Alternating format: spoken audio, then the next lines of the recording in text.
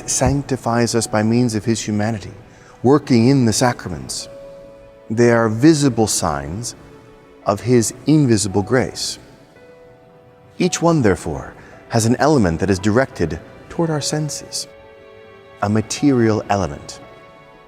Each one has words, like a formula, directing what we see and hear and touch toward the spiritual element we cannot see. For example, baptism uses water with the words of Christ himself. I baptize you in the name of the Father, and of the Son, and of the Holy Spirit. Recall how we noted that Christ's humanity gave him the power to die. In a sense, his humanity was an instrument that he made use of to bring about our redemption. Now, the instruments he uses are the sacraments, in continuation of that work of redemption. We are all familiar with using an instrument. If I write a letter, I employ a pen. That pen has certain capacities which allow me to communicate my concepts through the mediums of ink and design,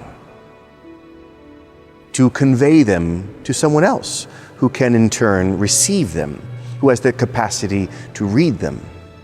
It's not as if I am doing one thing and the pen is doing another. On the contrary, it's one act of writing a letter.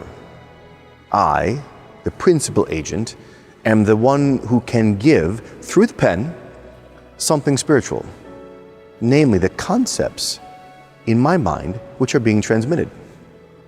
It's more truly said that I write the letter, not that the pen writes the letter. Nevertheless, I don't write the letter without the pen. We act in a unified manner. Christ used his humanity, even more so than a pen, as a conjoined instrument, perfectly united to him, to effect our redemption by his death. His divinity is the principal agent of giving us divine life. His human nature cannot give divine life, yet that divine life is given to us through Christ's human nature as the head of the body, the church. The sacraments are Christ's actions, whereby he gives divine grace through his humanity while employing further instruments as causes. For example, pen is not part of my nature in the same way in which my hand is. I am using both of them as instruments, but the pen is less united to me than is my hand. So too the sacraments are held by Christ, like a pen.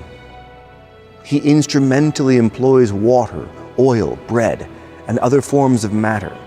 The principal agent is Christ, and the secondary agents are the elements of matter and the human ministers. But they act in a unified way to achieve something infinitely beyond what the created elements by themselves could ever achieve. In the rest of this series, we'll walk through each of the sacraments and discuss their essential elements and the ways in which we can make them personally fruitful. Along the way, remember the field and the treasure. Remember the rich young man. With Christ, it is always an exchange. We must sell to own. We must relinquish to possess. We must give in order to receive. Be courageous, be generous, and we will see you next time as we discuss the first of the sacraments, the doorway to divine life, baptism.